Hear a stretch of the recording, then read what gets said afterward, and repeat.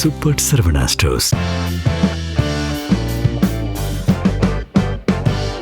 உலக தமிழர்கள் அனைவரையும் ஜெம் தொலைக்காட்சியினுடைய இன்னைக்கு நாம் பேச போகிறது மத்திய கிழக்கில் என்ன நடந்துகிட்டு இருக்கு அப்படிங்கிறத பேச போகிறோம். நேற்று நான் நேரலையில் உங்களோடு பகிர முடியவில்லை. இருந்த போதிலும் நேற்றிலுள்ள செய்திகளையும் கூட இன்றைக்கு நான் உங்களோடு தருகிறேன். மிக முக்கியமாக இந்த போரினுடைய வடிவம், உலகத்தில் ஒரு 100 செய்தி ஏடுகள் வந்தால் அவற்றில் 98 செய்தி ஏடுகள், அதாவது நான் சொல்கிறது உலகின் பல செய்திகளைத்தான். அந்த செய்திகளில் ஈரானுடைய வெற்றி தடுக்க முடியாத ஒன்றாக மாறியிருப்பதாகவும் அமெரிக்காவுடைய தோல்வி உறுதி செய்யப்பட்டதாகவுமே கிட்டத்தட்ட எல்லா செய்திகளுமே நமக்கு வெளியாகி இருக்கிறது. இந்த செய்தியில் ராய்ட்டர்ஸ் மட்டுமல்லாமல் அமெரிக்காவினுடைய பல்வேறு தளங்கள், வாஷிங்டன் போஸ்ட், நியூயார்க் டைம்ஸ் போன்ற செய்திகளும் இதில் அடங்கும். அது ரொம்ப முக்கியமானது. ஏபிஎஃப் செய்தி நிறுவனம், அல் ஜசீரா, ராய்ட்டர்ஸ் எல்லா செய்திகளுமே அமெரிக்கா பெரிய சிக்கலில் மாட்டியிருக்கிறது என்று சொல்லப்படுகிறது.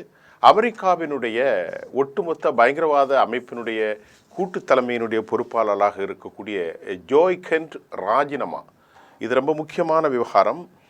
சிஏயினுடைய உளவு அமைப்பினுடைய முக்கிய பொறுப்பில் இருந்தவரும் இராணுவ செயல்பாட்டாளரும் அமெரிக்காவுக்கு ரிப்பப்ளிக்கன் பார்ட்டியில் மிக முக்கியமாக ஆதரவாளராக, ட்ரம்பினுடைய ஆதரவாளராக இருந்த ஜோ கென் அவருடைய அந்த ராஜினாமா எதற்காக என்றால் அவர் தெளிவாக ஒரு விவகாரத்தை குறிப்பிடுகிறார். குறிப்பாக நீங்கள் சொல்ல போனால் இந்த போர் அமெரிக்காவுக்கு தேவை இல்லை என்று குறிப்பிட்ட ஜோ கென், ஈரானால் எந்தவித அச்சுறுத்தலும் இல்லாத பட்சத்தில் இஸ்ரேலுடைய லாபி, இஸ்ரேலுக்காக இத்தனை அப்பாவி உயிர்கள் இழக்கப்பட வேண்டுமா நாம் என்று அவர் ராஜினாமா செய்திருக்கிறார். ராஜினாமா செய்வதற்கு முன்பு அவர் ஜேடி வான்ஸ் துணை பிரசிடெண்டோடு சந்தித்து பேசியிருக்கிறார். இவருடைய ராஜினாமா ஒரு பெரிய விவகாரம். 11 போர்களில் முன்னின்று நடத்திய ஜோ கென்னுடைய அந்த ராஜினாமா அமெரிக்காவிலே உலுக்கி இருக்கிறது. இதைத் தொடர்ந்து கெனடி போன்ற மிக முக்கியமான ஆர்கனைசேஷனில் இருந்து 2 பேர் ராஜினாமா செய்திருக்கிறார்கள். ஏனென்று சொன்னால் ஒரு முட்டாள் அமெரிக்காவினுடைய தலைமை பொறுப்பில் இருந்திருப்பது துரதிர்ஷ்டம் என்ற கருத்துக்களும் அங்கே எழுந்திருக்கிறது. யூத லாபிக்கு ஆள்பட்டு இன்றைக்கு செய்வது தெரியாது, போரை நிறுத்த வழி தெரியாது, மிகப்பெரிய லாஸில் செய்து கொண்டிருக்கிறார். தற்போது நமக்கு கிடைத்த தகவல்களை நான் இப்போது பார்க்க போகிறேன். ஈரானுடைய இந்த ஒரு வலிமையான தாக்குதல் காரணம் என்ன? கிட்டத்தட்ட 100 தலைவர்கள், 100க்கு உட்பட்ட தலைவர்கள், சயின்டிஸ்ட்டு, கொள்கை வகுப்பாளர்கள் அனைவருமே கொல்லப்பட்டிருக்கிறார்கள். உங்களுக்கு நான் சொல்ல வேண்டியது சரியாக சொன்னால் உச்சபட்ச தலைவர் சையத் அலி கமெனி கொல்லப்பட்டிருக்கிறார். அதை போட்டு நேற்று மிகச்சிறந்த கல்வியாளரும் டிஃபென்ஸ் செக்ரட்டரியினுடைய மூத்த தலைவருமாகிய அலி லாரிஜானி படுகொலை செய்யப்பட்டிருக்கிறார். அதை போன்று பஸ்ஸி அமைப்பினுடைய தலைமை பொறுப்பில் இருக்கக்கூடியவர் கொல்லப்பட்டிருக்கிறார். அதே போன்று ஏற்கனவே காசிம் சுலைமானிலிருந்து 12 நியூக்ளியர் சயின்டிஸ்டிலிருந்து நிறைய பேர் கொல்லப்பட்டு விட்டார்கள். ஆனாலும் விட்டு தளிப்பது போல் இந்த ஆர்கனைசேஷன் முளைத்து கொண்டிருப்பதும் வலிமையாக செயல்படுவதும் எதற்கு? இந்த கேள்விக்கு நாம் விடை தேடியே ஆக வேண்டிய ஒரு களச்சூழலில் இருக்கிறோம். மிக முக்கியமான ஒரு ஸ்ட்ராட்டஜிக்கல் இம்ப்ளிமெண்டேஷன், மோசமான நடைமுறைப்படுத்தக்கூடிய ஒரு செயல் திட்டம். இஸ்ரேல் படுகொலை அரசியலை மட்டுமே செய்கிறார்கள். இஸ்ரேல் என்ன நிலைமை என்று சொன்னால், இஸ்ரேல் முழுவதுமாக காலியாகி இருக்கிறது. இஸ்ரேல் இனி உருக்குலைந்து போன ஒரு தேசமாக மாறும் என்ற கருத்துக்களும் உருவாகி இருக்கிறது. அவருடைய தலைவர் பெஞ்சமின் நெத்தானியாகு ஆளை காணவில்லை. எங்கே இருக்கிறார், எங்கு சென்று போகிறார், அவருடைய நிலைமை என்ன என்பது பல சந்தேகங்களுக்கு வழிவகுக்கிறது. அவர் உயிரோடு தான் இருக்கிறாரா? பல காணொளிகள் அவர் உயிரோடு இருப்பதாகவே நமக்கு அடையாளப்படுத்தப்பட்டு கொண்டே இருக்கின்றது. இந்த சூழ்நிலையில் அலி லாரிஜானியுடைய கொலை உண்மையில் நியாயமானதானா? இது நிலைமையை சிக்கலாக்கி இருக்கிறதா? அலி லாரிஜானி யார்?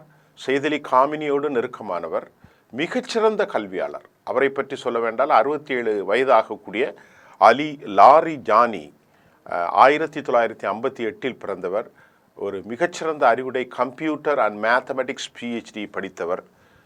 ஜெர்மனியில் இருக்கக்கூடிய மிக முக்கிய இந்த ஃபிலாசபிக்கர் அவருடைய சித்தாந்தங்களை முழுமையாக அறிந்தவர். அது மட்டும் இல்லாமல் ஒரு நிதானமான கொள்கை வகுப்பாளர், இந்த பேச்சுக்கு சமாதான பேச்சுக்கு ஏற்புடையவர். இப்படி ஒரு செயல் திட்டம் கொண்டவரை வெளியில் வந்தால் அவரை குறிவைத்து ஐடிஎஃப் துல்லியமாக மகளை பார்ப்பதற்கு தெஹ்ரானிலிருந்து வெளியே செல்கிற நேரத்தில் அவர் படுகொலை செய்யப்பட்டிருக்கிறார். இதைத்தான் அவர்கள் வெற்றியாக சொல்லி கொண்டிருக்கலாம். வேறு மற்றபடியான வெற்றி எதுவுமே இல்லை. இதை நான் சொல்வது பொய்யல்ல. இஸ்ரேலுடைய வெற்றி, அமெரிக்காவுடைய வெற்றி என்னென்னால் தலைவர் ஆயத்துல்லா கமெனியை ஆயத்துல்லா கமெனி உச்சபட்ச தலைவரை கொலை செய்தது. அதே போன்று தற்போது இஸ்மாயில் மிக முக்கியமாக அவர் இன்டெலிஜென்ஸ் அவரையும் கொலை செய்திருக்கிறார்கள். அலி லாரிஜானியும் கொலை செய்திருக்கிறார்கள். கசிம் சுலைமானியை கொலை செய்திருக்கிறார்கள். இன்னும் நிறைய பேர். இதுதான் அவர்களின் சாதனை. ஆனால் இதோடு நிற்கப் போவதில்லை. ஆனால் அவர்கள் இதுவரை என்னென்ன சாதனை பண்ணியிருக்கிறார்கள் என்றால், அமெரிக்காவினுடைய கப்பல்கள் மத்திய தரைக்கடலிலிருந்து ஓடி போய்விட்டது. 2 விஷயத்தை சொல்லுவோம். இது குறித்து அமெரிக்காவினுடைய ராய்ட்டர்ஸ் செய்தி நிறுவனம் அதாவது என்ன சொல்கிறது என்பதை பார்க்கிறோம். அமெரிக்காவினுடைய இந்த காணொளி என்ன சொல்கிறது என்று சொன்னால், ஒரு மரப்பலகை இரும்பு துண்டாக ஆப்ரஹாம் லிங்கன் மாறி இருக்கிறது. அதே போன்று ஜெரால்டு ஆர் ஃபோர்டு பயங்கர தாக்குதலில் பற்றி எரிகிறது. ஆனால் அவர்கள் இயற்கையாக தீப்பிடித்தது என்று கதை சொல்லி கொண்டிருக்கிறார்கள். அப்படி அல்ல. ஆப்ரஹாம் லிங்கனுடைய வெளியேற்றம், ஆப்ரஹாம் லிங்கன் தப்பி பிழைத்து ஓடி இருக்கிறது. அது இன்று காலை வந்த அனைத்து செய்திகளும் ஊர்ஜிதப்படுத்துவதை நாம் உறுதி செய்ய முடியுது. ரியூட்டர்ஸினுடைய அந்த செய்தி, அமெரிக்காவுடைய ஏஜென்சி எல்லாருடைய செய்தியும், வாஷிங்டன் போஸ்ட் செய்தி என்ன சொல்கிறது என்றால், இந்த ஆப்ரஹாம் லிங்கன் மத்திய தரைக்கடல் பெர்ஷியனில் இருந்து வெளியேறி இப்பொழுது அமெரிக்காவை நோக்கி சென்று கொண்டிருக்கிறது. இது அமெரிக்காவினுடைய இராணுவ சமநிலைக்கு எதிராக உலகம் புதிய ஒரு போக்கு, அமெரிக்கா வெல்ல முடியாத சக்தி என்பதை தோற்கடித்திருப்பதாக ரியூட்டர்ஸும் வாஷிங்டன் போஸ்ட் இன்னும் ஏஎஃப்பி போன்ற நாளிதழ்கள் தெரிவித்திருக்கிறது. அமெரிக்கா செயலிழந்திருப்பதாகவும் அந்த செய்திகள் சொல்லியிருக்கிறது. காரணம், அவர்கள் அனுப்பிய 11 கப்பல்களில் நீங்கள் நன்கு புரிந்து கொள்ள வேண்டும், ஆப்ரஹாம் லிங்கன் மிக முக்கியமான இடத்தில் இருந்தது, ஜெரால்டு ஆர்ஃபோர்டு மிக முக்கியமாக இடத்தில் இருந்தது, அமெரிக்காவினுடைய WS புஷ் அது ரொம்ப முக்கியமாக இருந்தது, யுஎஸ்எஸ் ட்ரூமன், யுஎஸ்எஸ் கானி வில்சன், யுஎஸ்எஸ் இப்படி ஏராளமான கப்பல்கள். இதில் எல்லாவற்றை விட மிதைக்க வைத்தது 1,13,000 கோடி 1,13,000 கோடியில் கட்டப்பட்ட ஜெரால்டு ஆர்ஃபோர்டு இங்கிருந்து தப்பி 1500 கிலோமீட்டருக்கு அங்கிட்டு நிறுத்தப்பட்டிருக்கிறது, ஜித்தாவை ஒட்டி இருக்கக்கூடிய சவுதியில். அதே போன்று ஆப்ரஹாம் லிங்கன் 5000 பணியாளர்களோடு 100 வருடம் இயங்கக்கூடிய அணு ஆயுத தப்பி ஓடிக்கொண்டிருக்கிறது. ஆகவே தான் அமெரிக்காவுடைய ரியூட்டர்ஸும் வாஷிங்டன் போஸ்ட், ஏஎஃப்பி போன்ற நாளிதழ்கள் இனி அமெரிக்காவை கண்டு யாரும் அச்சப்பட போவதில்லை, இராணுவ சமநிலை இல்லை, அனைவரும் அமெரிக்காவால் இனி எந்த பிரயோசனமும் இல்லை என்ற நிலைக்கு வந்துவிட்டார்கள் என்று செய்தியை வெளியிட்டிருக்கு. இது நான் சொல்லவில்லை, நீங்கள் போய் பார்த்து கொள்ளுங்கள்.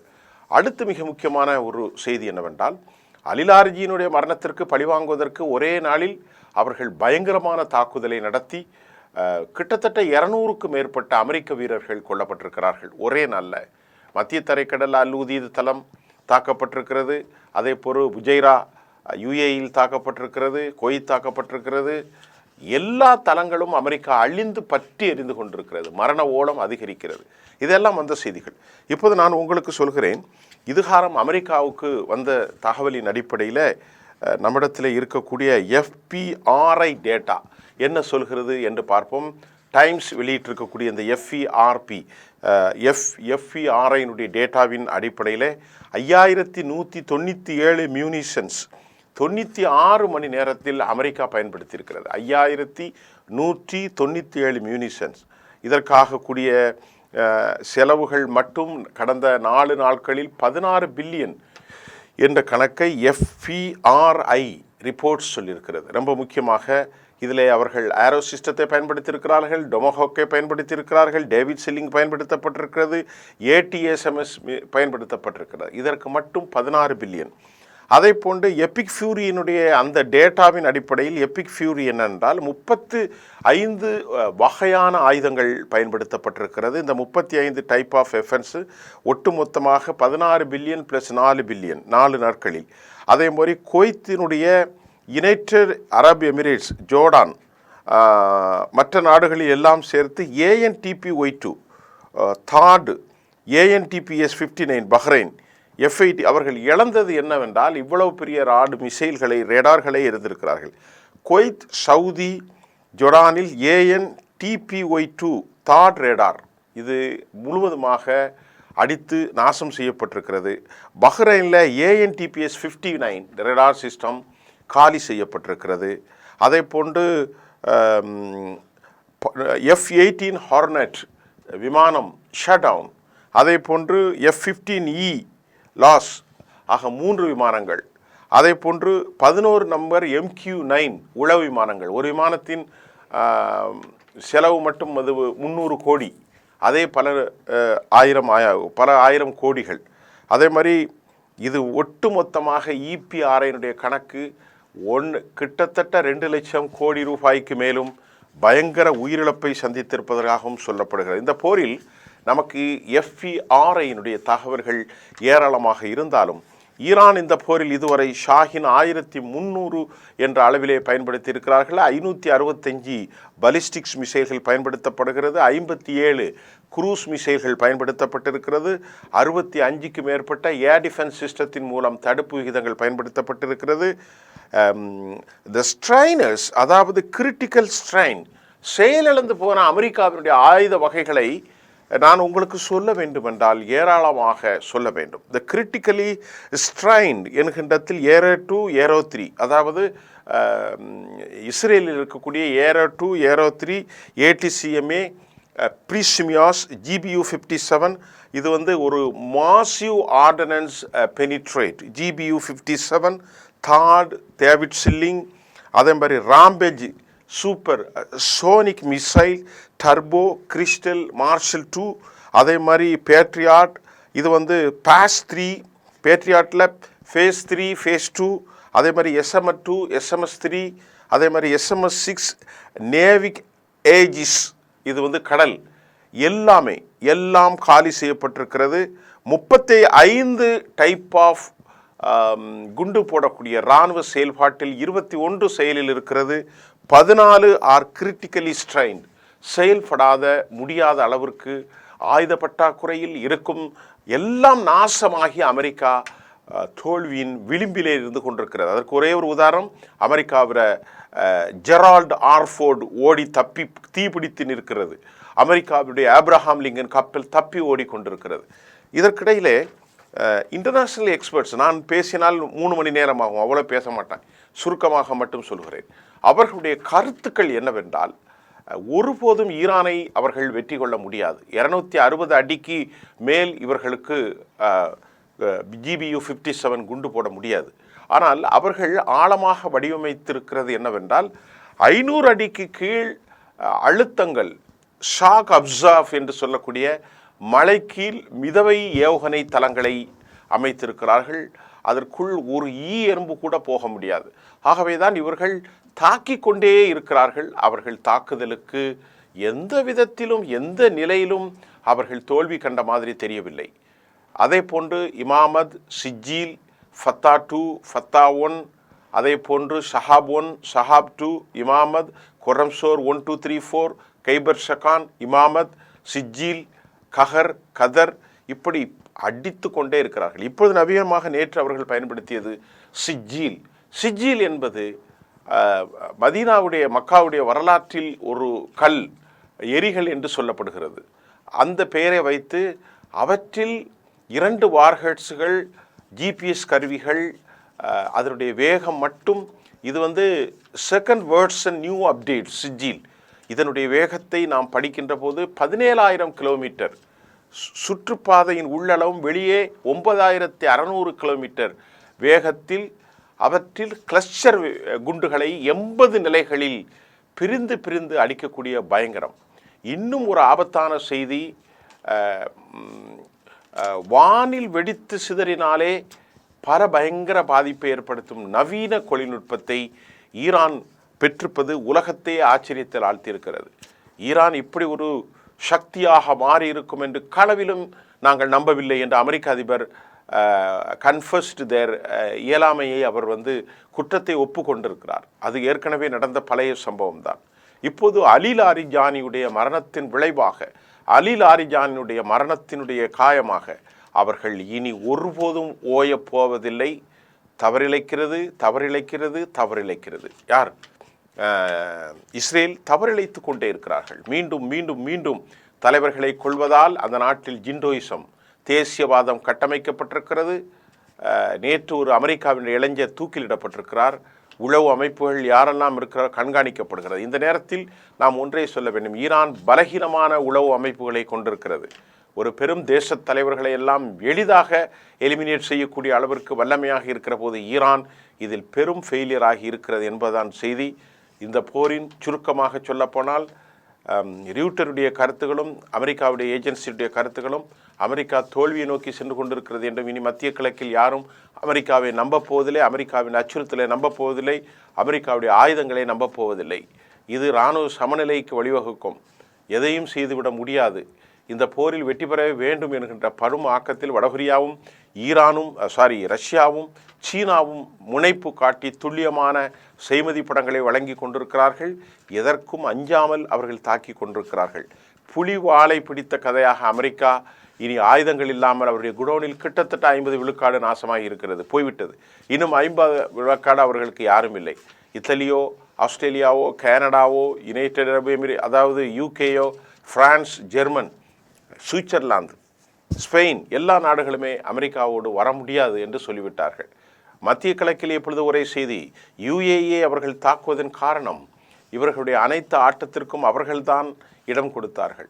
எங்களை ஒன்றும் செய்ய முடியாது, நாங்கள் எப்போதும் கோடீஸ்வரர்களாக புரூஜ் கலிபா போன்ற நகரங்களில் பணமிதப்பில் இருப்போம் என்று நினைத்து இவர்களுக்கு கொடுத்தீர்களா என்றுதான் அவர்கள் திருப்பி திருப்பி திருப்பி திருப்பி யுஏஏ கார்னர் செய்கின்றார்கள். இதற்கிடையில் நேற்று எரிவாயுவை காலன்களை குண்டு போட்டிருக்கிறார்கள் இஸ்ரேல். அது பற்றி எரிகிறது. அது அணைக்கப்பட்டு தீ கட்டுக்குள் வந்திருக்கிறது ஈரானில். கத்தர் கடும் கண்டனம் தெரிவித்திருக்கிறார்கள். இனி மத்திய கிழக்கு ஈரானுடைய வசமாகும். பிராந்திய போட்டியின் உச்சபட்ச நிலைக்கு உலக வல்லரசாக ஈரான் மாறியிருக்கிறது. ஆனாலும் ஈரானுக்கு இழப்பு, லாரிஜானி போன்ற மூத்த தலைவர்கள் இழப்பு இருந்த போதிலும் உலகம் அளவிலே வரக்கூடிய செய்திகள், அடுத்து வரும் இளைஞர்கள் இதைவிட வீரியமிக்கவர்களாக மாறியிருக்கிறார்கள் என்பது, 9 கோடி மக்களை கொண்ட அந்த நாட்டிற்கு இந்த இழப்பை சமமாக ஈடு செய்வார்கள் என்ற கருத்தும் பதிவு செய்ய முடிகிறது. மீண்டும் அடுத்த செய்தியில் நான் உங்களை சந்திக்கின்றேன். நன்றி.